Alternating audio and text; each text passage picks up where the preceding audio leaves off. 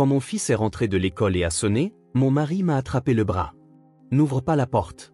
On doit fuir par derrière maintenant. Quand j'ai demandé pourquoi, il a dit, tu n'entends pas que sa voix est différente. Il m'a tiré vers l'arrière-cour. Avant de commencer l'histoire, n'oubliez pas de laisser un like et de vous abonner à la chaîne pour voir plus d'histoires comme celle-ci. Dans la cuisine matinale, Jennifer Harris s'abandonnait au rythme familier des tâches ménagères. L'arôme du café emplissait la pièce et le bacon grésillait agréablement dans la poêle. Malgré ses journées chargées de directrice marketing, elle chérissait ses moments de quiétude matinale. « Salut, Jen !» Son mari, Brian, descendit les escaliers et posa doucement la main sur son épaule par derrière. Il travaillait dans une entreprise informatique et arborait toujours un sourire calme. Cela faisait 2 ans qu'elle l'avait épousé, mais le cœur de Jennifer se réchauffait encore à sa gentillesse. « Bonjour. Est-ce que Ryan est déjà levé? Il dort encore? » Pour un garçon de 10 ans, le matin est l'ennemi de toujours. Jennifer aimait Ryan, le fils que Brian avait eu avec son ex-femme Amanda, comme s'il était son propre enfant. Bien qu'il n'ait aucun lien de sang, Ryan était sans aucun doute un membre de leur famille. Chaque fois qu'elle voyait Ryan parler joyeusement de l'école et de ses amis, le cœur de Jennifer se sentait comblé. « Ryan, c'est le matin. Tu vas être en retard à l'école. » cria-t-elle vers l'étage, et des pas de tonnerre résonnèrent tandis qu'un garçon aux cheveux en bataille dévalait les escaliers. « Salut, maman Jen. » Ryan appelait naturellement Jennifer ainsi, et elle n'oublierait jamais l'émotion qu'elle avait ressentie la première fois qu'il l'avait appelée maman. « Jen, tu as dit que tu avais un contrôle de maths aujourd'hui. On a révisé ensemble hier, alors ça va aller. » « Merci. » Ryan sourit joyeusement et se dirigea vers le petit déjeuner qui l'attendait. Dans cette routine quotidienne ordinaire, Jennifer ressentait un bonheur sincère. La sonnette retentit. Quand Jennifer ouvrit la porte, sa belle-mère, Dorothy, se tenait là. Elle maintenait toujours une posture parfaite et s'habillait avec élégance. « Bonjour, Jennifer. Je suis venue prendre des nouvelles de Ryan. »« Bonjour. Entrez, je vous en prie. » Dorothy entra dans la maison avec un sourire, mais il y avait quelque chose de scrutateur dans ce sourire. Jennifer essayait constamment d'obtenir l'approbation de sa belle-mère, mais se sentait parfois déconcertée par la distance subtile qu'elle percevait. « Ryan, mamie est là. »« Mamie !»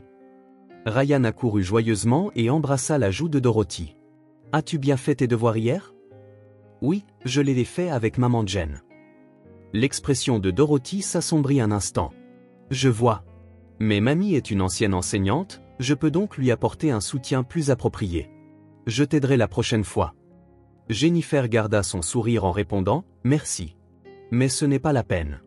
Ryan travaille très dur. »« Bien sûr, tu travailles dur aussi. » La voix de Dorothy portait une légère pointe de sarcasme.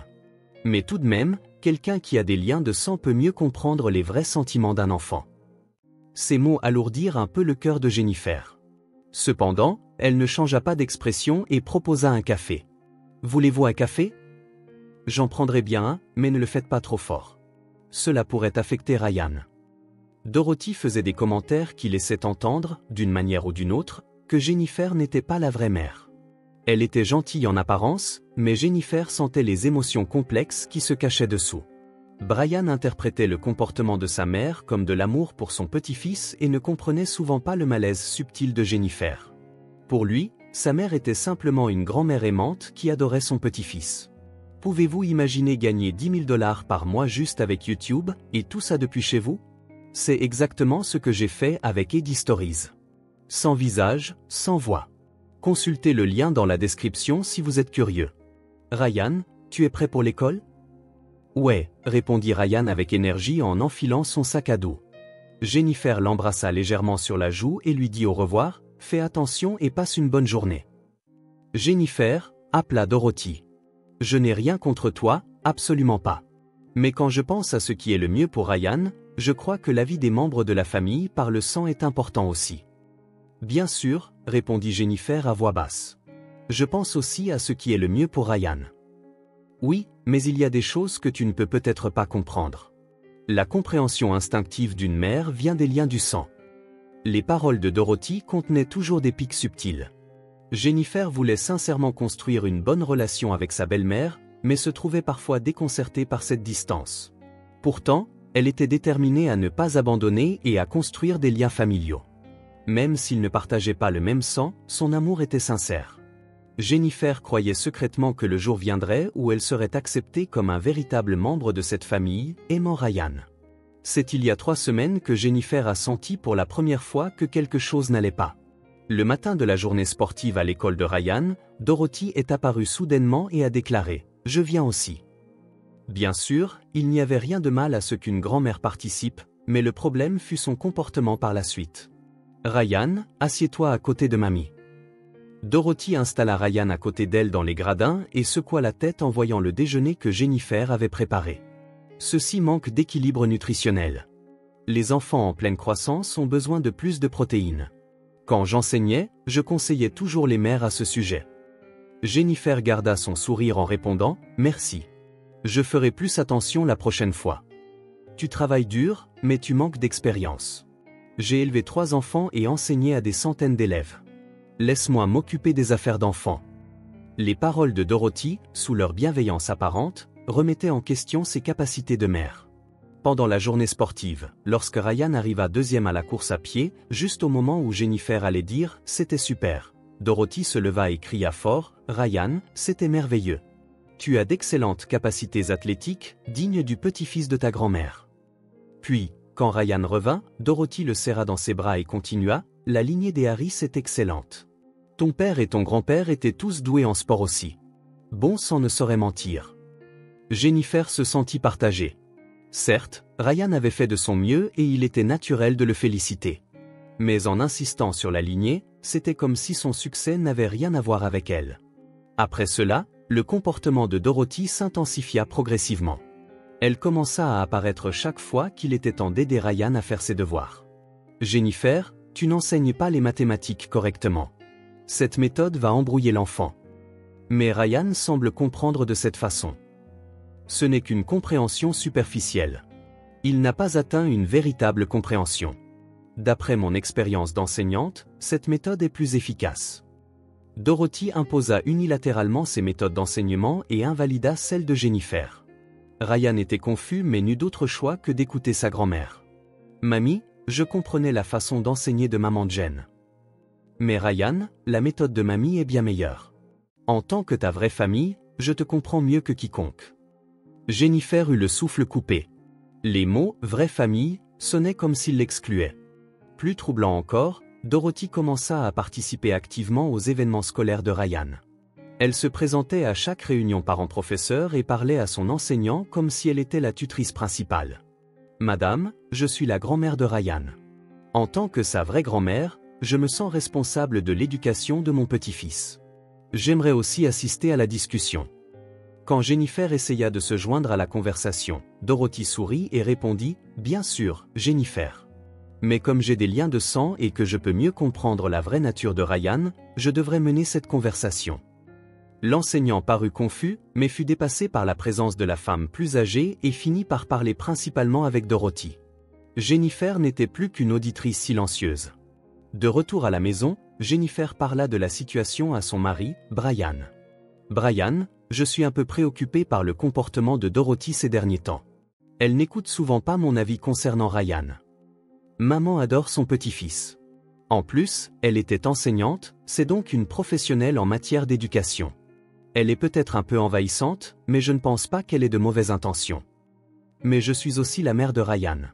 Nous n'avons peut-être pas de lien de sang, mais je passe chaque jour avec lui et je lui donne mon amour. Je comprends ça. Mais maman a l'expérience d'avoir élevé 3 enfants et des connaissances professionnelles. Je pense que tu pourrais apprendre d'elle. » Les mots de Brian déçurent Jennifer.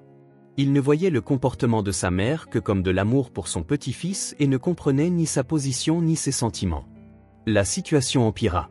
Dorothy commença à socialiser activement avec les parents des amis de Ryan, se présentant comme la principale responsable de Ryan. « Je suis une ancienne enseignante et je prends la responsabilité de l'éducation de Ryan. » Sa belle-mère, Jennifer, fait de son mieux, mais je pense que le jugement des membres de la famille par le sang est important.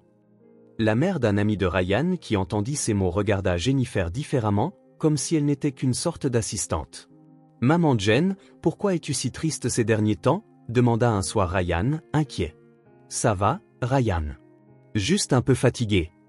Mamie m'a dit que mamie est plus importante pour moi que maman Jen, mais j'aime maman Jen aussi. Le cœur de Jennifer se serra. Dorothy avait fait des commentaires à Ryan qui mettait en avant sa propre position et diminuait la présence de Jennifer. Ryan, mamie t'aime. C'est merveilleux. Mais moi aussi, je t'aime de tout mon cœur. Et tu es mon précieux fils. J'aime maman Jen aussi. Ryan sourit, soulagé, mais l'anxiété grandissait dans le cœur de Jennifer. L'incident décisif final se produisit à la fête d'anniversaire de Ryan. Dorothy avait arbitrairement augmenté la liste des invités et pris elle-même les rênes de la fête. Tout le monde, merci de vous être réunis pour le 10e anniversaire de Ryan. Je suis sa grand-mère, Dorothy. En tant que vraie famille de Ryan, je suis ravie de vous accueillir tous. Jennifer était abasourdie. Elle avait planifié et préparé la fête, mais c'est Dorothy qui faisait le discours d'accueil comme si elle en était l'hôte. J'aimerais dire quelques mots aussi. Bien sûr, Jennifer, mais il est naturel que la famille de sang accueille tout le monde en premier. Cette nuit-là, Jennifer pleura seule. Elle avait l'impression que son désir d'être acceptée comme membre de sa famille bien-aimée était peu à peu anéanti. Un jeudi après-midi ordinaire, Jennifer travaillait de la maison, préparant une proposition marketing pendant que Brian participait à une réunion en ligne dans la pièce voisine. Ryan était censé faire ses devoirs chez son meilleur ami Michael après l'école et rentrer avant le dîner. Brian, à quelle heure Ryan a-t-il dit qu'il rentrerait? Appela Jennifer dans la pièce voisine. Vers 18h. La mère de Michael va le ramener en voiture. En regardant l'horloge, il n'était encore que 15h30. Jennifer se reconcentra sur son travail et Brian continua sa réunion. Vers 16h, la sonnette retentit. Jennifer interrompit son travail et vérifia l'heure. Ce n'était pas encore l'heure pour Ryan de rentrer. Elle pensa que c'était peut-être un livreur et se dirigea vers la porte d'entrée. « Je suis rentrée, maman Jen. » De l'autre côté de la porte, elle entendit la voix familière de Ryan. Jennifer était perplexe. Ryan devait être chez Michael, alors pourquoi était-il déjà à la maison? Ryan, pourquoi es-tu rentré si tôt? J'ai fini mes devoirs, alors je suis rentré. Ouvre la porte. La voix était certainement celle de Ryan, mais quelque chose était différent. Habituellement, Ryan pouvait ouvrir la porte avec sa clé. Pourquoi attendait-il dehors? Au moment où Jennifer tendait la main vers la poignée, Brian sortit en trompe de la salle de réunion. Son visage était exsangue. Jennifer, n'ouvre surtout pas cette porte. Brian lui attrapa le bras avec une urgence qui la serra. Jennifer fut surprise par la force de sa poigne. Pourquoi? C'est Ryan. Il faut qu'on s'échappe par la porte de derrière, tout de suite. La voix de Brian tremblait. Jennifer ne comprenait pas. Brian, pourquoi paniques-tu à ce point? Tu n'entends pas que la voix de notre fils est différente? Les mots de Brian firent se figer Jennifer. De quoi tu parles? C'est bien la voix de Ryan. Non, ce n'est pas elle. C'est subtil, mais l'intonation n'est pas naturelle. En plus, Ryan est censé être chez Michael en ce moment. Brian sortit rapidement son smartphone et appela la mère de Michael. Allô, Emily? Est-ce que Ryan est toujours là? On pouvait entendre la voix d'Emily à travers le téléphone. Oui, il est à l'étage en train de faire ses devoirs avec Michael. Ils n'ont pas encore fini. Brian et Jennifer se regardèrent. Ryan était bien chez Michael. Alors, qui était devant leur porte d'entrée? Maman Jen, pourquoi tu n'ouvres pas? Il fait froid. La voix de l'extérieur ressemblait toujours à celle de Ryan. Mais après avoir entendu l'observation de Brian, en écoutant plus attentivement, quelque chose clochait vraiment. Le ton était mécanique et l'intonation émotionnelle n'était pas naturelle. Jennifer, sortons par la porte de derrière tout de suite. Brian lui tira la main vers la porte arrière de la cuisine. Mais pourquoi? Qui pourrait imiter Ryan? Je ne sais pas, mais c'est dangereux. Il faut appeler la police. Ils sortirent prudemment par la porte de derrière dans le jardin. Depuis la fenêtre de leur voisin, ils observaient secrètement la porte d'entrée. Devant l'entrée, il y avait bien une silhouette qui ressemblait à Ryan. Mais cette silhouette avait quelque chose d'anormal. Les mouvements étaient maladroits, comme si quelqu'un jouait la comédie. Maman Jen, papa, pourquoi vous ne sortez pas? Le faux Ryan continuait de frapper à la porte. Même ses coups n'étaient pas le geste naturel d'un enfant, mais étaient mécaniques et insistants. C'est clairement anormal. Brian appela le 911 avec des mains tremblantes. Police. Il y a une personne suspecte qui se fait passer pour notre fils devant notre maison. Nous avons confirmé que notre fils se trouve à un autre endroit. L'opérateur demanda des détails et promit d'envoyer immédiatement une voiture de patrouille. Jennifer, tu comprends la situation? Quelqu'un se fait intentionnellement passer pour Ryan pour nous faire sortir de la maison. Mais pourquoi? Dans quel but? Je ne sais pas. Mais ce n'est pas une coïncidence. C'est un crime planifié. Le faux Ryan était toujours à la porte, mais son comportement devenait de plus en plus étrange. Maman Jen, pourquoi tu ne sors pas? C'est moi, Ryan. Il répétait mécaniquement les mêmes mots. Le vrai Ryan aurait manifesté de l'irritation face à l'absence de réponse ou aurait essayé un autre moyen d'entrer dans la maison. Ce n'est pas seulement la voix. Le comportement est différent aussi, analysa calmement Brian. C'est peut-être une fausse voix créée par une IA ou quelque chose du genre. Avec la technologie récente, c'est tout à fait possible. Jennifer sentit un frisson lui parcourir l'échine. Mais pourquoi nous? C'est le plus grand mystère. Y a-t-il quelqu'un qui nous en veut? Ou y a-t-il un autre but? 10 minutes plus tard, une voiture de patrouille arriva sans sirène. 2 officiers s'approchèrent prudemment de la porte d'entrée. Lorsque le faux Ryan vit les policiers, il s'enfuit soudainement. Ses mouvements n'étaient certainement pas ceux d'un enfant, mais avaient la gaucherie d'un adulte se faisant passer pour un enfant. Stop! Un officier se lança à sa poursuite, mais le faux Ryan disparut dans une ruelle. M et Madame Harris. L'officier restant appela le couple caché dans le jardin. Oui. Nous avons confirmé que notre fils est à un autre endroit. C'est une méthode d'usurpation d'identité assez sophistiquée. Il est possible que la technologie de falsification de voix ait été utilisée. L'officier mena un entretien détaillé et promit de vérifier les images des caméras de sécurité environnantes. Ce soir, par précaution, vous devriez laisser votre fils chez Michael. L'auteur pourrait encore se trouver dans le secteur. Brian appela immédiatement Emily, expliqua la situation et s'arrangea pour que Ryan passe la nuit chez eux. Maman Jen, que s'est-il passé? La voix de Ryan au téléphone était bien réelle. Elle avait de la chaleur et une émotion inquiète. Elle était clairement différente de la fausse. Tout va bien, Ryan. Il y a juste eu un petit problème. Reste chez Michael ce soir. D'accord, mais je suis inquiet. Je viendrai te chercher demain matin. Sois sage d'ici là. Après avoir raccroché, Jennifer et Brian se regardèrent. Ce n'est pas juste une farce, dit Brian avec une expression sérieuse. Quelqu'un vise notre famille. Et cet agresseur a la technologie pour falsifier parfaitement la voix de Ryan. Mais pourquoi? Nous devons le découvrir. Notre famille est en danger. Cette nuit-là, aucun d'eux ne put dormir. Des policiers patrouillaient autour de la maison, mais leur anxiété ne s'estompait pas. Le lendemain matin, Jennifer et Brian étaient au poste de police de bonne heure. Le détective Thompson, l'officier en charge, avait enquêté toute la nuit. Après avoir analysé les images des caméras de sécurité, nous avons trouvé quelque chose d'intéressant. Le détective Thompson tourna son écran d'ordinateur vers eux. L'agresseur était habillé comme un enfant, mais sa morphologie était clairement celle d'un adulte. De plus, il y avait un décalage entre les mouvements des lèvres pendant qu'il parlait et la voix réellement entendue. Cela signifie clairement qu'un enregistrement audio était diffusé. Donc, vous dites que la voix de Ryan a été enregistrée à l'avance et utilisée? Demanda Brian. Exactement. De plus, une technologie d'IA assez sophistiquée a été utilisée pour la traiter, rendant possible une conversation naturelle. Jennifer frissonna. Mais pourquoi nous? C'est le problème. Nous aimerions enquêter sur votre entourage pour explorer le mobile de l'agresseur. Juste à ce moment-là, le téléphone du détective sonna. Oui, Thompson? Ici? Je vois. Compris. Après avoir raccroché, le détective parut sérieux. Nous avons un témoignage signalant que la mère de Brian, Dorothy, avait un comportement suspect la nuit dernière.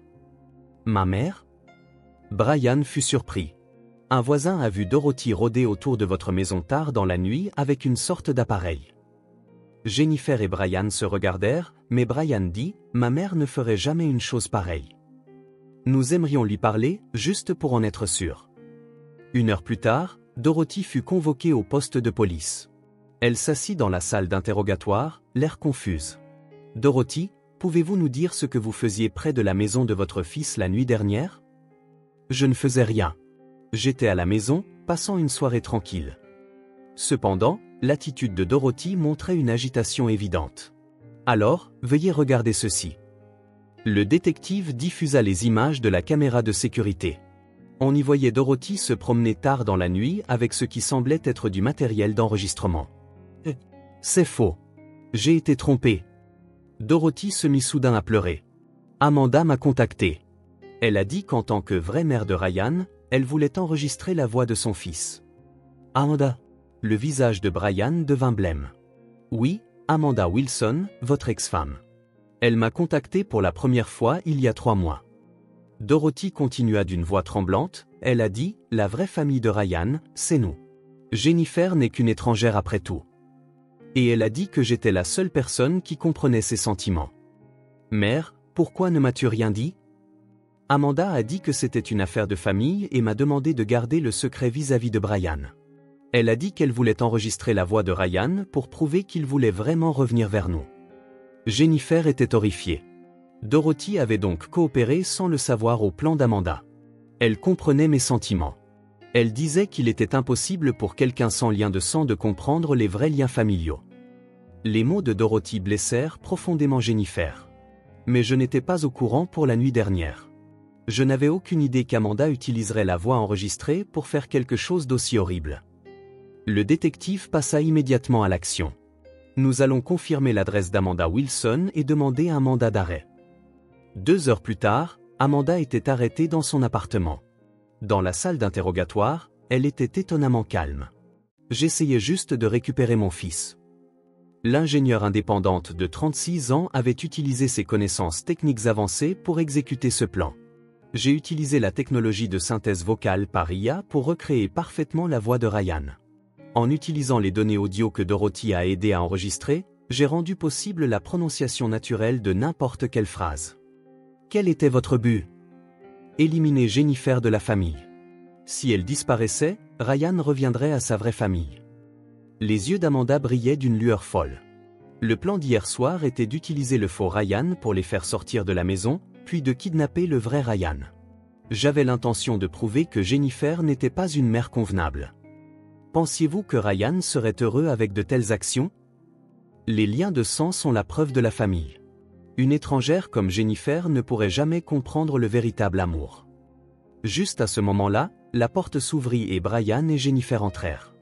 Amanda, pourquoi as-tu fait ça? La voix de Brian était remplie de tristesse. Tu m'as pris Ryan, et maintenant tu as laissé une autre femme me prendre mon fils aussi. En tant que sa vraie mère, j'ai le droit de protéger mon fils. Mais Ryan est heureux. Il aime Jennifer. C'est du lavage de cerveau. Quelqu'un sans lien de sang ne peut pas donner un véritable amour. Jennifer parla doucement. Amanda, j'aime Ryan de tout mon cœur. Nous ne partageons peut-être pas le même sang, mais je regarde sa croissance chaque jour et je souhaite son bonheur. C'est un mensonge. Tu n'es qu'une étrangère. Non, la famille est unie par l'amour, pas par les liens du sang. Ryan a besoin de moi et j'ai besoin de lui aussi. Amanda hurla, je suis sa vraie mère. Mais tu as essayé de terroriser ton fils. Est-ce ce que fait une mère? Amanda resta sans voix face aux paroles de Jennifer. Le véritable amour signifie souhaiter le bonheur de l'autre. Si Ryan est heureux maintenant, respecter cela est le rôle d'une mère, n'est-ce pas? Le détective interrompit, Amanda Wilson, vous êtes accusée de fraude, de violation de domicile et de comportement menaçant. Alors qu'Amanda était emmenée, elle cria une dernière fois, Ryan connaîtra la vérité un jour. Les liens du sang, c'est tout ce qui compte. Mais ces mots sonnaient creux. Ryan, qui avait attendu dehors, se serra contre Jennifer après avoir entendu l'explication. Maman Jen, je veux rester avec toi. Tu es ma vraie maman. Jennifer serra Ryan fort dans ses bras, des larmes coulant sur ses joues. Ryan, je veux être avec toi aussi. Nous sommes une famille. Dorothy inclina profondément la tête. Jennifer, je suis vraiment désolé. J'étais tellement obsédée par les liens du sang que j'ai perdu de vue ce qui était vraiment important. Nous sommes une famille. À partir de maintenant, travaillons tous ensemble pour élever Ryan. Dorothy pleura devant le cœur généreux de Jennifer. 6 mois plus tard, les rires remplissaient la salle à manger de la famille Harris pour la première fois depuis longtemps. La fête du 11e anniversaire de Ryan avait lieu et un gâteau fait maison trônait sur la table. Joyeux anniversaire, Ryan. Jennifer sourit et embrassa la joue de Ryan. Merci, maman Jen, répondit joyeusement Ryan. 6 mois s'étaient écoulés depuis cette nuit terrifiante, et il était devenu encore plus affectueux avec Jennifer. L'incident était devenu une occasion pour lui de réaffirmer ses liens familiaux. Jennifer, j'ai aussi un cadeau pour toi. Dorothy tendit une petite boîte. À l'intérieur se trouvait un magnifique cadre photo de famille. Ceci vient de ma mère. On ne le donne qu'aux vrais membres de la famille. C'est quelque chose de spécial. Jennifer fut profondément émue par les paroles de Dorothy. L'expression « vraie famille » était maintenant utilisée non pas pour l'exclure, mais pour l'accepter. Merci. Je le chérirai. C'est moi qui devrais m'excuser pour tant de choses. J'étais tellement obsédée par les liens du sang que j'ai perdu de vue ce qui était vraiment important, continua Dorothy, les larmes aux yeux. L'amour que tu as donné à Ryan est pur et profond, et n'a rien à voir avec les liens du sang. J'ai été stupide. Oublions le passé. À partir de maintenant, travaillons tous ensemble pour élever Ryan. Dorothy inclina de nouveau la tête devant le cœur généreux de Jennifer. Brian avait aussi beaucoup changé au cours de ces 6 mois.